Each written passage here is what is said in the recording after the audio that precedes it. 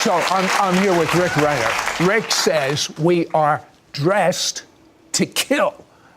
We're believers. You'll know us by our love. What do you mean we're dressed to kill? Well, I'm talking about spiritual armor. Explain. Spiritual weaponry. In Ephesians 6, verse 12, Paul says, "For we wrestle not against flesh and blood, but against principalities, against powers, against the rulers of the darkness, against spiritual wickedness in high places."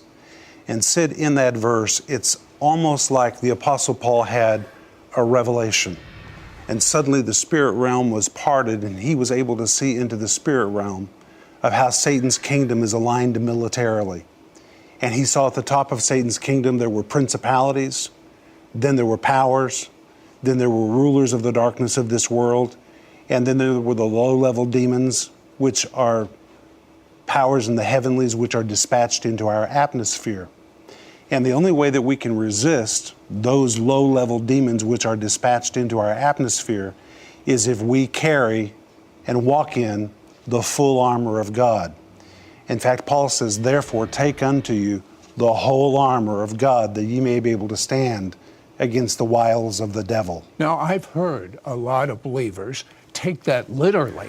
And every morning they get up, I put the helmet of salvation on, I put on the breastplate of righteousness, the shield of faith, and they say that, but it's almost become a religious banter rather than what you teach.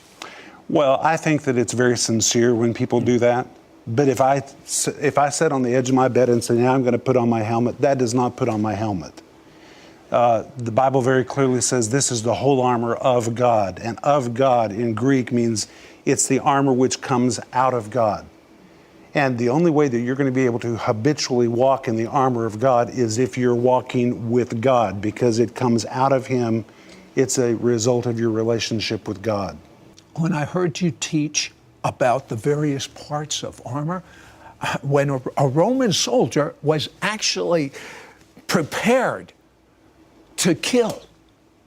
And when we have our armor, we're no longer defenseless against the devil. Take one piece of armor and tell me what that means and what it was in the natural and what it is in the spirit. Well, we have what's called the shield of faith.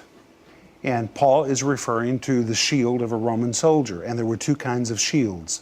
There were small, round, decorative shields which you would carry in a parade, but you would never use that to defend yourself. It was just a decorative shield. But the shield which a Roman soldier used when he was in battle is from the Greek word thurion, which is the same word for an oblong door. If I were to pick out any door in this building, it would be the word thurion, and that's the same word for a Roman shield. And what happened, Sid, is when a Roman soldier would come into the infantry, they would measure him. Now, this is very important because Romans chapter 12, verse 3 says, "God has given to every man the measure of faith." Well, what is the measure? Well, they measured a Roman soldier from side to side and from top to bottom, and they would make a sword just for his size, so that he was covered from side to side and he was covered from top to bottom. If you had a shield, you were completely covered. So each one had it tailor-made for their needs. Tailor-made. And they were made out of wood and leather. And they would take the leather and they would dip it into the water and they would saturate it so that whenever flames would hit it, it would put out the fire. And likewise, our faith has to be saturated in the Word of God. And when our faith is saturated in the Word of God, it becomes a force that the enemy cannot penetrate.